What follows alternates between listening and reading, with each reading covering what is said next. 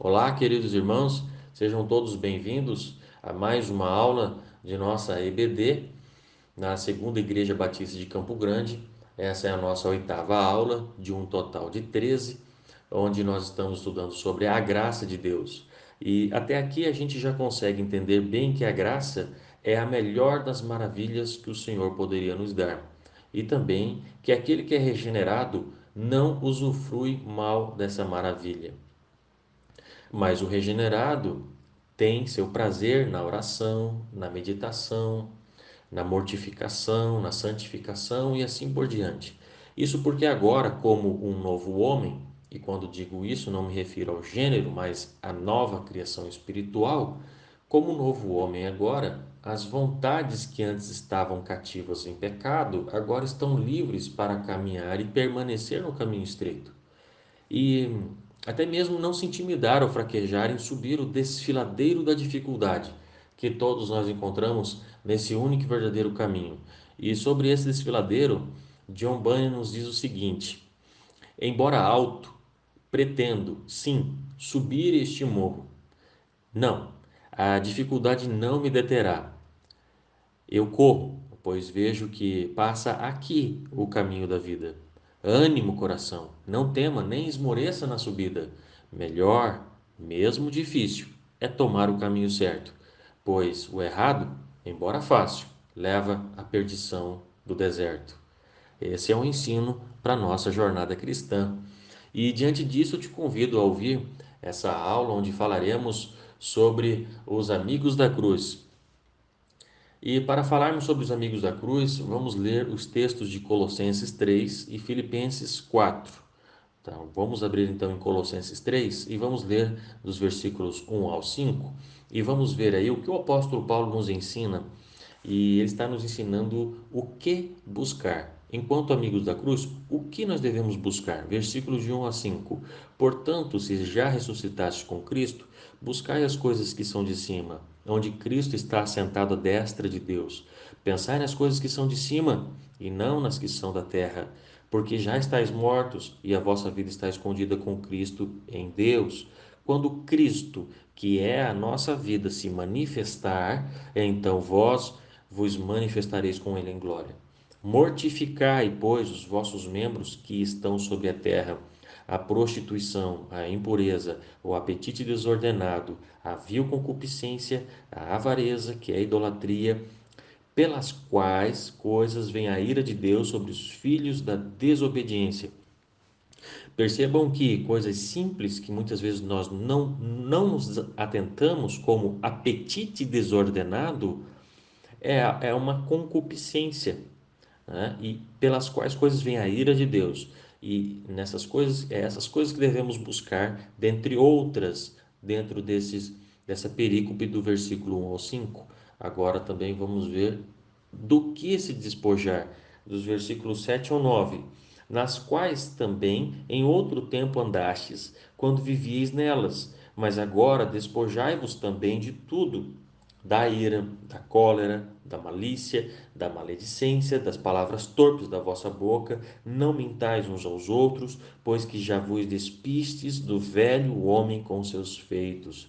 Versículo 12 até o versículo 15 agora. O apóstolo Paulo vai dizer para nós do que nos revestir. Revesti-vos, pois, como eleitos de Deus, santos e amados, de entranhas de misericórdia, de benignidade, humildade, mansidão, longanimidade, suportando-vos uns aos outros e perdoando-vos uns aos outros, se algum tiver queixa contra outro. Assim como Cristo vos perdoou, assim fazei vós também. E sobre tudo isso, revesti-vos de amor, que é o vínculo da perfeição, e a paz de Deus, para a qual também fostes chamados em um corpo, domine em vossos corações. E sede agradecidos. E o versículo 16, então, é a palavra de Cristo. A palavra de Cristo deve habitar em nós abundantemente. A palavra de Cristo habite em vós abundantemente, em toda sabedoria, ensinando-vos e admoestando-vos uns aos outros, com salmos, hinos, cânticos espirituais, cantando ao Senhor com graça em vosso coração. Então o apóstolo Paulo nos coloca como amigos da cruz, o que buscar, do que se despojar e do que se revestir. E Filipenses capítulo 4, nós vamos ter então, versículo 8, assim, Filipenses 4, 8. Quanto ao mais, irmãos, tudo que é verdadeiro, tudo que é honesto, tudo que é justo, tudo que é puro, tudo que é amável, tudo que é de boa fama, se há alguma virtude, se há algum louvor, nisso pensai. Né? Eu chamo a atenção para os irmãos desses verbos que o apóstolo Paulo sempre se utiliza. Pensai, né? Versículo 11: não digo isso por necessidade, porque já aprendi a contentar-me com o que tenho. Então, vou trabalhar com a premissa, meus irmãos, que Paulo ensinou aquilo que viveu, pois ele aprendeu estas coisas com o Senhor e também as praticou, e também nessas coisas pensou. Então, diante disso, ele buscou, ele se despojou, ele se revestiu e por isso ensinou.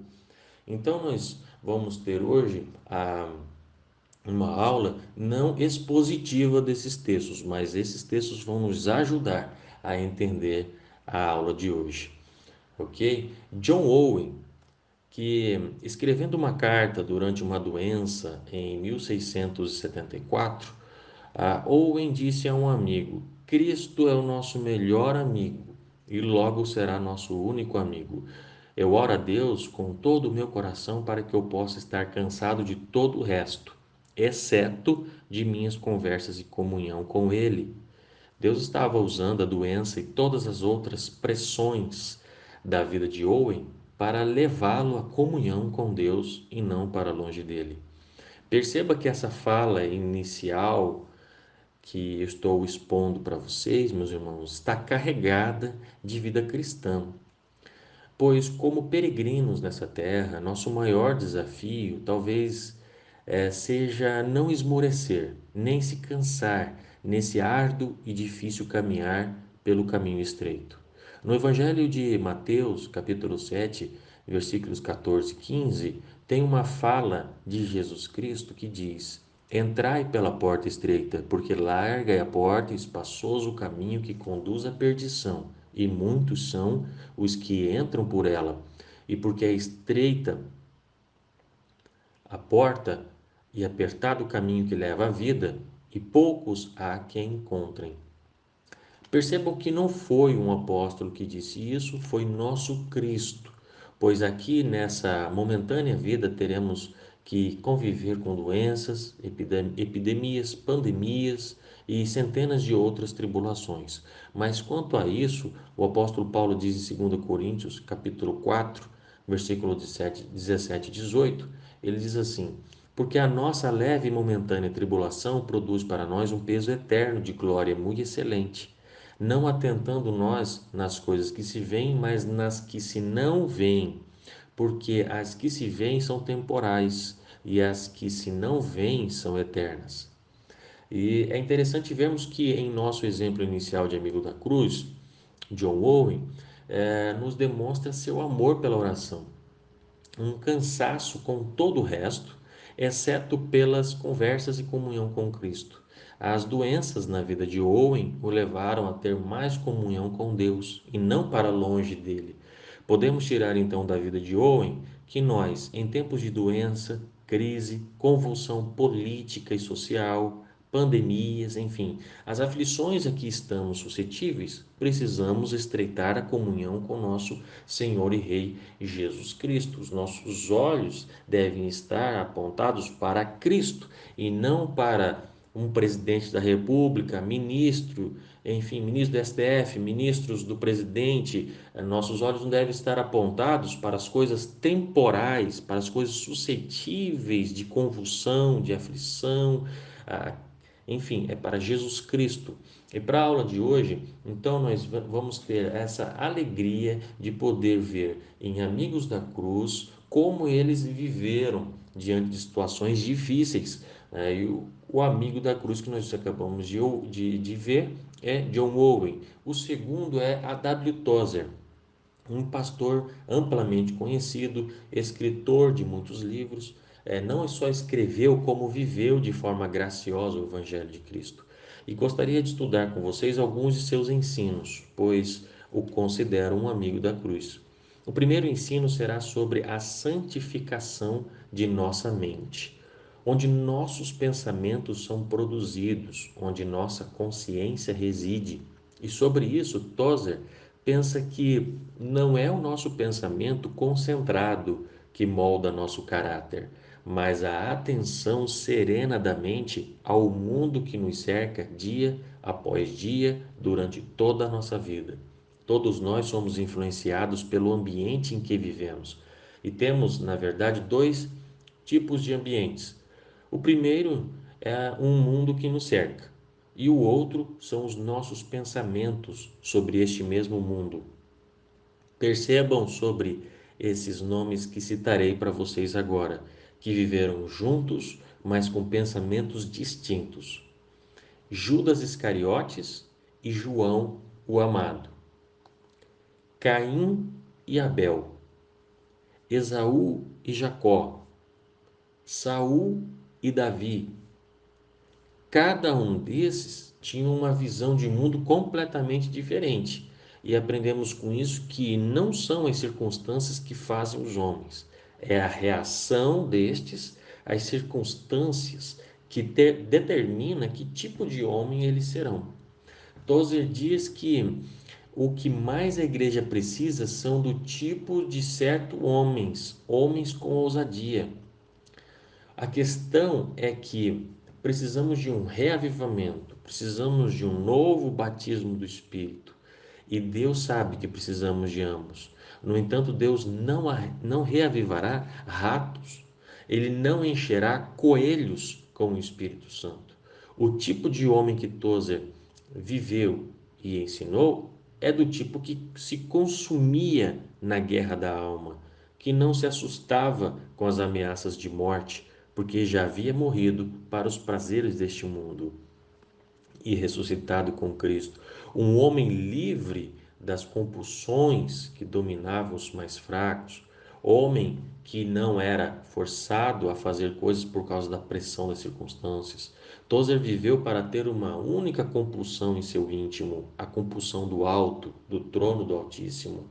O ensino que esse amigo da cruz chamado A.W. Tozer quer nos deixar é que um verdadeiro amigo de Cristo conhece a vontade do Senhor e tem coragem para obedecer, de modo que seu coração seja livre de ambição, tenha sincera devoção, tenha Deus ao seu lado, seja colaborador de Cristo e apenas a morte possa silenciar sua zelosa vida redimida. Tudo isso porque esse tipo de homem tem pensamentos celestiais. Pensa constantemente nele, como se não tivesse outra pessoa senão ele, seu amado Senhor e Salvador, Jesus Cristo.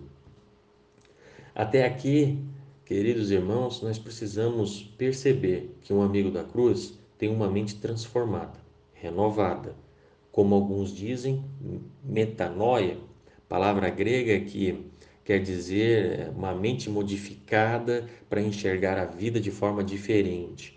Com isso, fica-se a pergunta: quem era amigo da cruz? Judas Iscariotes ou João o Amado? E sobre Caim e Abel? Portanto, a igreja precisa de amigos da cruz, homens e mulheres que estão engajados por uma vida zelosa e sincera devoção.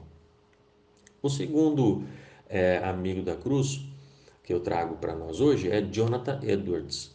Jonathan Edwards foi um defensor do zelo religioso em seu tempo, e seu mais famoso sermão é lido e estudado até os dias atuais: Pecadores nas mãos de um Deus irado. Edwards tem inúmeros escritos científicos, filosóficos e psicológicos. E sobre seus trabalhos sobre avivamento, são tidos como insuperáveis em análise e abrangência. E gostaria de falar sobre um trabalho dele que se chama Resoluções, conhecido como as Resoluções de Jonathan Edwards. Eu considero de suma importância que saibamos o seguinte, que embora Edwards tenha vivido no século XVIII, suas resoluções são eficazes para hoje. Vejamos o que alguns pastores atuais, que são professores e teólogos, dizem. Por exemplo, Steven Lawson, pastor da Igreja Batista Comunhão de Cristo em Alabama, Estados Unidos, diz o seguinte: vejo em Jonathan Edwards um modelo na busca por santidade, humildade, amor pela rejeição ao pecado, e tudo isso motivado por uma paixão inexorável pela glorificação de Deus e pelo deleite eterno que o homem pode ter nele. Outro nome de professor, pastor, né, que nós temos para dizer é Stephen Nichols, professor, pesquisador de cristianismo e cultura da Faculdade Bíblica de Lancaster. Ele diz assim: quando Edward escreveu suas resoluções, provavelmente não tinha ideia do quanto elas teriam impacto sobre sua vida. Tenha cuidado, elas farão o mesmo com você. E é essa o nosso esforço hoje, é ler e esperar que esses escritos também façam o mesmo conosco. E dessas 70 resoluções, eu separei algumas para lermos, pois considero que com elas poderemos também ter um impacto em nossas vidas, né? Bem como houve na vida de Jonathan Edwards. Essas preciosas lições são para que nós tenhamos uma firme convicção do pecado, da justiça de Deus, da graça do Senhor, de nossas dificuldades, de nossos pensamentos, de como comemos e bebemos, como eu acabei de citar em Colossenses, das coisas, das pequenas coisas que talvez foge ao nosso entendimento, mas são necessários que tenhamos em mente o comer e o beber de forma digna diante do Senhor, para um viver piedoso, pois nossa vida é um sopro, como a erva do campo, e que devemos viver para honrar a Deus. E nós vemos essa questão de que a nossa vida é um sopro e como uma erva do campo, nós vemos isso em Jó 14, Salmos 103:15, o Salmo 144 e 1 Pedro, capítulo 1, versículo 24. Tá? E, bom, vamos ler então essas resoluções. Tudo isso aponta para a vida de um amigo da cruz. Leiamos então algumas das resoluções. Resolvi que viverei como eu gostaria de ter vivido quando eu estiver perto de morrer. Resolvi nunca fazer qualquer coisa que eu temesse fazer, se eu esperasse que faltaria menos de uma hora antes que eu ouvisse a última trombeta. Resolvi esforçar-me ao máximo para melhorar a cada semana a níveis maiores de vida piedosa e para um maior exercício da graça do que eu possuía na semana anterior. Resolvi inquirir todas as noites, quando estiver indo para a cama, onde eu tenho sido negligente, quais pecados cometi e em que tenho negado a mim mesmo. Também no final de cada semana, mês e ano. Resolvi renovar com frequência a dedicação de mim mesmo a Deus, a qual foi feita no meu batismo. Resolvi que constantemente, com maior gentileza e diligência, e no controle mais estrito, olhar para o estado da minha alma, para que eu possa saber se eu tenho realmente uma participação em Cristo ou não. Eu frequentemente ouço pessoas na velhice dizer como elas viveriam se pudessem viver suas vidas de novo. Portanto, resolvi que eu viverei como eu gostaria de ter vivido, supondo que chegue a velhice. Resolvi esforçar-me para agir da melhor maneira que eu penso que deveria, se eu já tivesse visto a felicidade do céu e os tormentos do inferno. Resolvi que eu não cederei a esta apatia que eu encontro de afrouxar e relaxar a minha mente, de ser plena e fixamente estabelecido em uma vida piedosa, seja qual for a desculpa que eu possa ter para isso. Resolvi, após as aflições, perguntar em que eu me tornei melhor por causa delas, que bem me adveio por elas e o que eu poderia ter conseguido por meio delas. Percebam, meus irmãos, essa última resolução que eu li para vocês. Aflições, após as aflições. Hoje, você está passando por aflição? O mundo inteiro está passando por aflição. Muitas pessoas estão em casa há muito tempo e isso já tem trazido uma certa aflição. Precisamos, então, perguntar em que me tornei melhor por causa dessa aflição. Tenho me tornado melhor por causa dessa aflição? Que bem me adveio por essas aflições? Tem advindo algum bem por meio dessa aflição? Depois de ter passado por tudo isso, o que eu poderia ter conseguido por meio delas? Essa é uma reflexão que nós precisamos ter. Por último, eu gostaria de trazer a vida de duas mulheres amigas da cruz. São dois nomes que talvez muitos desconheçam, que são Catarina Lutero, esposa do reformador Martinho Lutero, e Elisabeth von Meseris-Kruziger, primeira compositora do protestantismo. E para falar sobre elas, eu utilizei o livro As Mulheres no Movimento da Reforma, de Claudette Blaise. Bem, falando então sobre nossas amigas da cruz, começo com Catarina, que ajudou de forma efetiva na reforma protestante. E Lutero chamava de muitos nomes, dos quais doutora, santa e pregadora de Wittenberg são comumente vistos na escrita de Lutero, quando se refere a Catarina. Quando ela soube da nova fé, saiu do convento em que estava, enfrentou o perigo de morte e assumiu que a salvação é por graça e fé, princípio fundamental da reforma. Ela também participou de conversas e discussões teológicas com estudantes e reformadores, dentre os quais Philippe Melanchthon. Agora falemos sobre uma outra amiga da cruz, que é Elisabeth Kruziger. Ela morreu aos 35 anos, mas deixou marcas na reforma protestante e demonstrou sua amizade com a cruz através de seu hino Senhor Jesus Cristo, o único Filho de Deus, Pai em eternidade. Elizabeth é considerada a primeira compositora do protestantismo, sendo que Lutero incluiu seu hino no primeiro inário protestante em Wittenberg e ainda hoje se encontra no inário oficial da Igreja Evangélica da Alemanha.